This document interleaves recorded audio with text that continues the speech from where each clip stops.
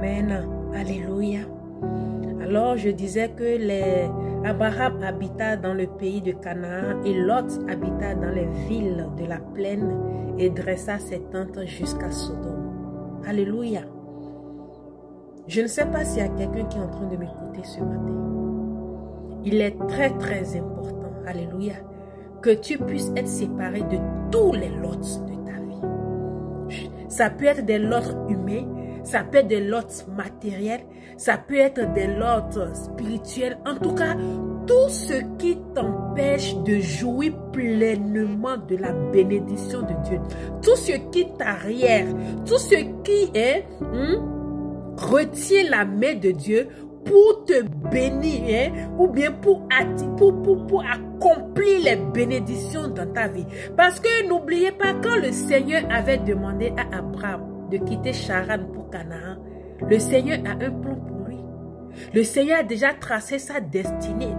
Et dans la destinée que le Seigneur lui a tracée, alléluia, Lot ne faisait pas partie. Mais Abraham n'avait pas le discernement.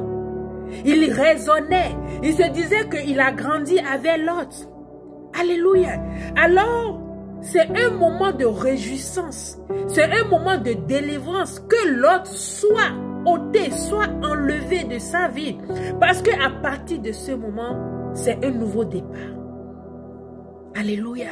Je prie, Père, je prie que le Seigneur puisse te débarrasser de tous les lots de ta vie pour que en cette année 2025, tu puisses véritablement prendre un nouveau départ pour ta destinée au nom puissant de Jésus-Christ. Le verset 14 du livre de Genèse 13 toujours nous dit que l'Éternel dit à Abraham, après que Lot se fit séparer de lui. Pourquoi le Seigneur ne lui a pas dit avant? Pourquoi le Seigneur ne lui a pas dit pendant que Lot était encore là, de lever les yeux?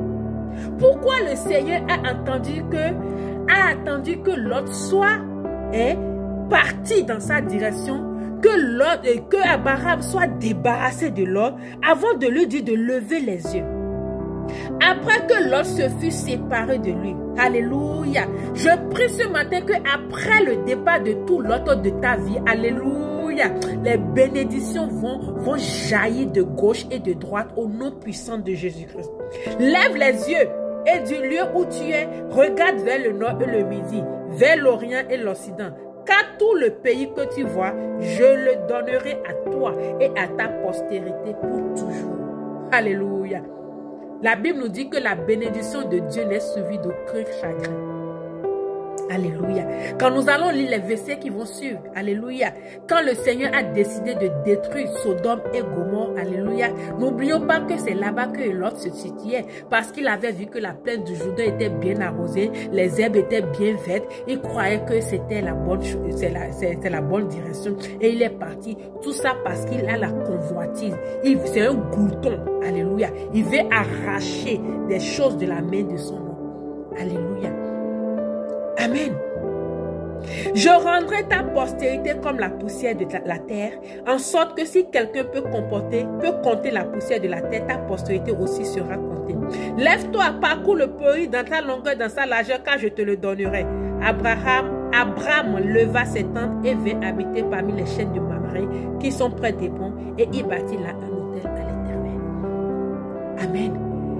Bien-aimé, l'obéissance partielle est une désobéissance totale à la voix de Dieu. L'obéissance, je vais le redire, une obéissance partielle est une désobéissance totale à la voix de Dieu. Et quand nous allons désobéir à Dieu, alléluia, les choses ne peuvent pas avancer. Quand nous allons désobéir à Dieu, on ne peut pas rentrer dans notre destinée. Il est le maître de notre destinée. Il est l'alpha et l'oméga. Et il a dit dans sa parole, avant de te mettre dans le ventre de ta mère, je te connaissais. Je t'ai déjà appelé par ton nom. Et je t'ai déjà tracé la route. Je t'ai déjà tracé la destinée. Il sait qui fera partie de ta destinée. Alors ne forçons pas les choses. Cela ne veut pas dire que nous n'allons pas aider. Mais aidons de loin. N'ouvrons pas la porte aussi facilement de notre cœur à des gens. N'ouvrons pas la porte de nos maisons à des gens. Parce que comme le dit, il y a un adage, ma maman dit souvent, ma fille, il nous dit, Cela veut dire que le ventre là, c'est profond. Le ventre que nous voyons simple ici là, c'est profond et c'est noir, il fait sombre dedans. Tu ne peux pas voir dedans. Alors nous devons faire très attention. Quand le Seigneur demandait à Abraham de quitter Charan pour Canaan, à aucun moment le Seigneur lui a demandé, alléluia, de partir avec son Lot. C'est vrai, ils ont vécu ensemble. Ils ont grandi ensemble. C'est tellement que Lot était un neveu qui était tout le temps avec son homme. Vous savez, dans chaque famille, mais dans chaque environnement, on a quelqu'un qu'on préfère. Alléluia. On a quelqu'un qu'on préfère. On a quelqu'un avec qui on partage beaucoup de choses.